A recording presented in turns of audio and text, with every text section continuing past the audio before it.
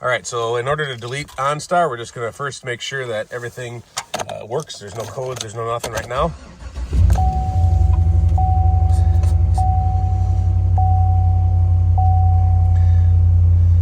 All right, so we got no codes, we got nothing like that. Everything works at present. We have no problems with the audio, the speaker, any of the integrations that it has.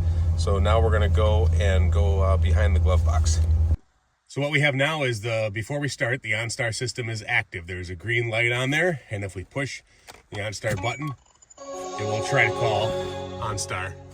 Connecting right to OnStar. Okay, we're gonna end that. We don't want to do that. Your OnStar call has ended. But it does work. If you look back up here, it does work, and obviously it is connecting. Even though we're not paying for the plan, these do work. We don't want that. So stand by, and we'll go to the next step. All right, so we're going to go to the glove box, passenger side. I'm going to open it up. There's a little latch on the side here. It's a little cord that we're going to see this cord here. We're going to undo this cord. All right, so once this cord comes off, then the glove box in total, all you do is squeeze both ends in, pull them inwards, and it'll tilt down a little bit. So now what we're looking for is in here, you got a bunch of these screws like this that you're going to remove. Save those. And we're going to look behind this panel.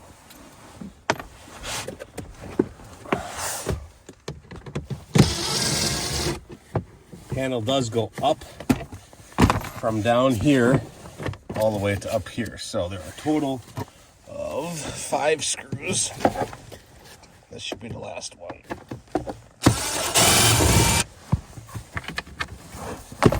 All right, and then this panel, it's got to come out like so. That's the panel. Put that away. And now let's look what's behind here. So here's what's behind the panel, right? We've got access to several things, including right here, which is the module that we're looking for, is right above us. Right here, behind this airbag, is our module. So we're going to get ourselves a flat screwdriver. And as you can see, there are some, you may or may not be able to see, there are some black tabs here that are holding this unit in. There should be 2. And we're just trying to pull this unit down. So we're going to push these tabs towards the front of the car. And see, as you push those tabs, the unit comes down. So now we can unplug our plugs. So in my case, we've got this one and this one. And then we also have the antenna connections, which are a little more difficult to get rid of.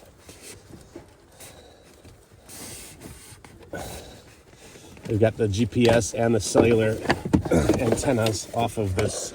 This is the box that we're talking about right here. It's an LG box. I think you have to push here.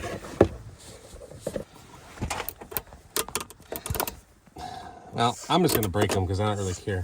In my case, I'm not going to be reusing these ever again. I don't really care. I just want these off. All right.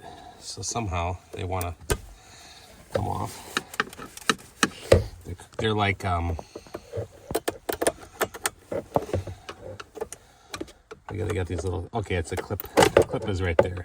Clip is against there. So you got 2 ports here. There's cellular data and GPS. I'm not sure which one's which. But also we're going to take this unit here, which has our Bluetooth, it's got Wi-Fi, it was your hotspot, all those things.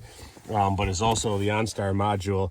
So that part of this has to get disabled. So these are the antenna connectors that are for the cellular connection and the GPS antenna, and we don't want those anymore. So we're not actually going to use those any longer. But we're going to take a look inside this box here. We're going to open this up and take a look at what we can do to remove the WAN functionality from this unit. All right, so basically the same bit should open this box. So we're going to take this off, take the cover off of your box.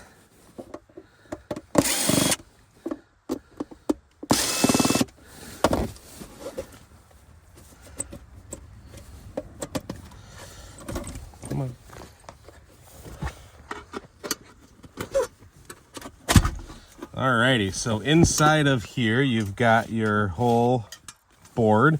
We've also got a sub board underneath there. So this controls a lot of the stuff like the Bluetooth and everything else. However, it also has a modem inside of it. So there's a daughter board. You can actually just pull these apart. This is the one that we want to keep. If you want your functionality for some things to remain, which would be like mostly the microphone is actually the only thing that I found to be an issue on previous models, was the microphone in the ceiling. In order to keep that for hands-free calling, you need to be able to pass that audio through some of these pins here. So keeping this board here allows for that, plus a few other functions. This board right here is what actually has the IMEI, has a SIM card, it has all the stuff in it that we don't want. So we're just going to remove just this daughter board out of this unit. So legitimately just take it out.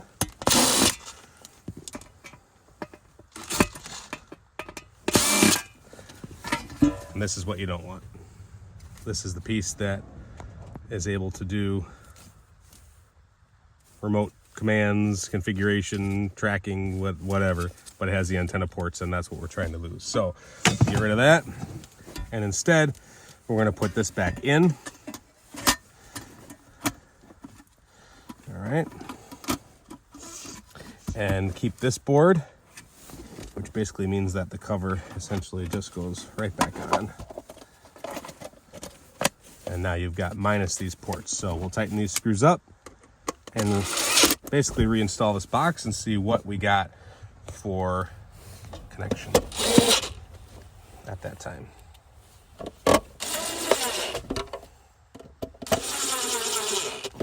All right, so there's your box minus all of your remote capabilities.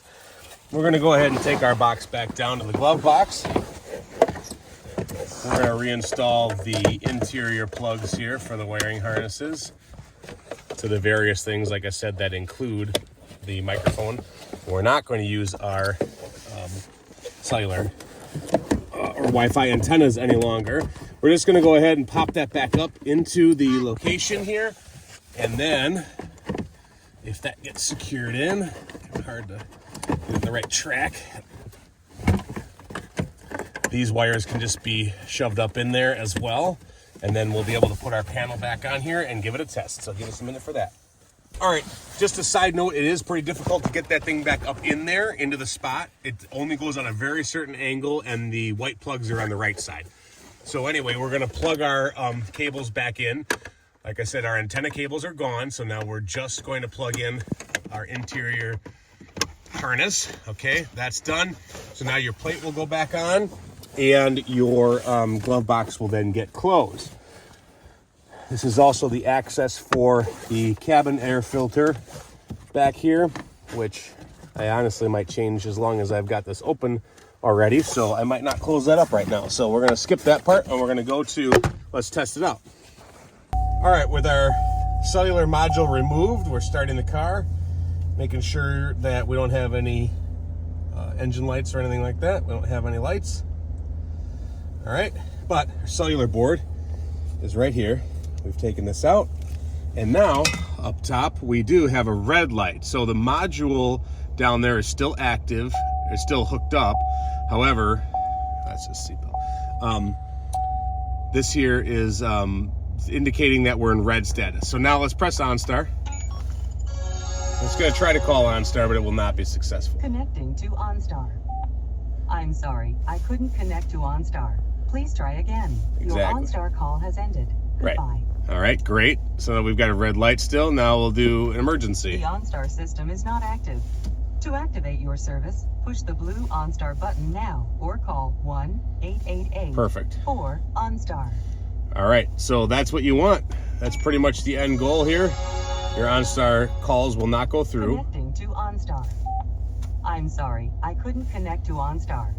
None of these will work. However, we're intending to keep the factory connectivity here, like with Google Car, all CarPlay, all those types of features. You want to be able to retain those. So those should all be retained. The microphone for hands-free calling through those systems should still be retained. The only thing that you're going to lose possibly is the navigation, right? So because of that, navigation is off. I personally don't use this navigation anyways. I use something, you know, through the phone, so I don't care about this. So that's really one of the only things. We still have the temperature, we still have all the other stuff working totally fine. We've got our regular radio, everything else. You can still do everything besides what was included in the OnStar, and you want this red light right here. So that is the way to delete OnStar from the Tahoe Suburban, Yukon, Tahoe, what else? Silverado, anything that's of this vintage here should be able to be deleted in this similar manner. Sometimes they're behind this screen right here.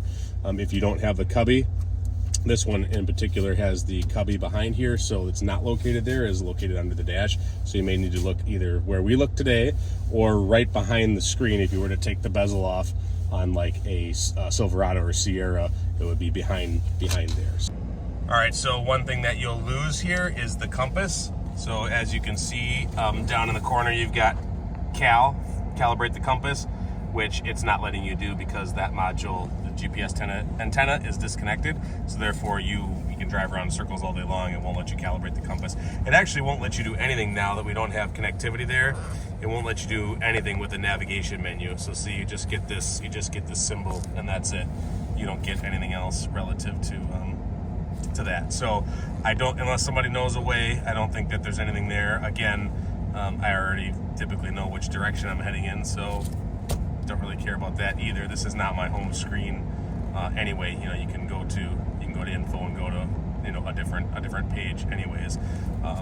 So I don't know if that may be one of the negative things that occurs as a result of this delete.